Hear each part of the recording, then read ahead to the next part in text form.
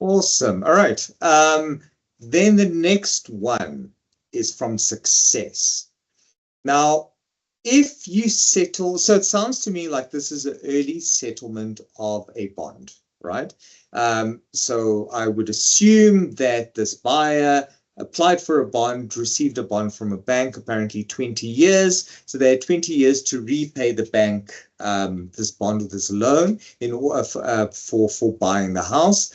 It appears from this instance that he managed to pay this off in 3 years. So that's remarkable. So if you settle a home loan, now he's being told that he has to pay cancellation and interest fees calculated for 3 months plus 7,000 Rand lawyers. And the bank has deducted 3,000 Rand as interest. So he's trying to understand or get an explanation for what it takes to basically cancel a mortgage bond, whether it's early, whether it's with notice. How do you cancel a mortgage bond prior to the lapse of the 20-year period? Perfect. So you're absolutely right, Bruno.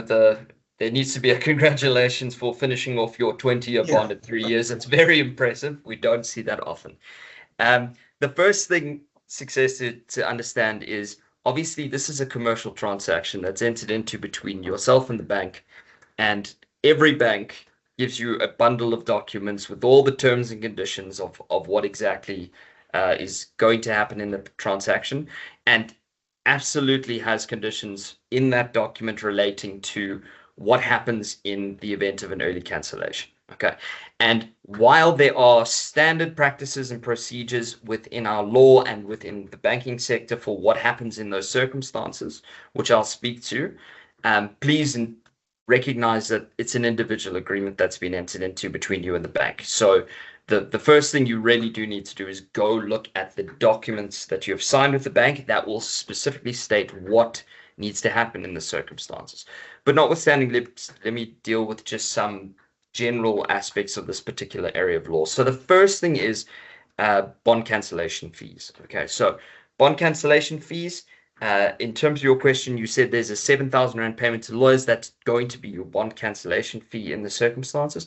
This is payable at any point where the bond is brought to an end. Okay, so it's a cost that should have been anticipated, and whether you did it in the 3-year period or whether you did it in the 20-year period, that's a charge that is going to be rendered.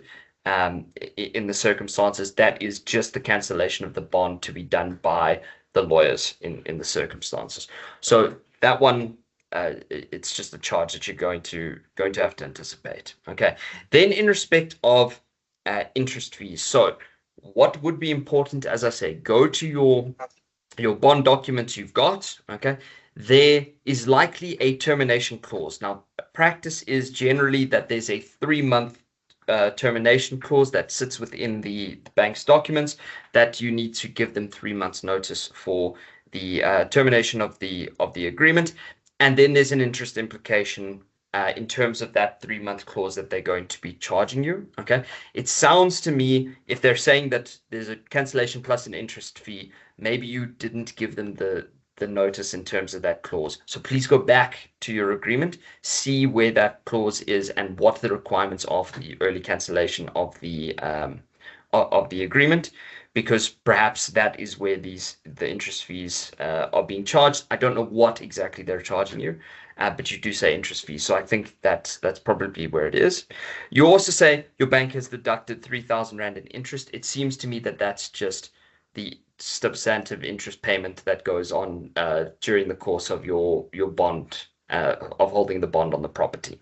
Okay, so obviously remember the bank's going to provide you with a loan. They're going to charge interest for that loan that they've given you during the course of the loan, and now you've brought that to an end. So that 3,000 Rand, it seems to me, is just your normal charge in the circumstances. All right, so from our side, look, the fees that you need to anticipate, all of these are pretty normal things to anticipate.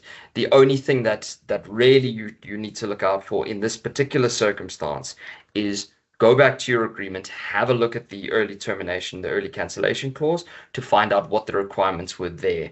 to make sure that you bring the agreement to an end with sufficient notice to the bank so that you can avoid the accumulation of further interest fees.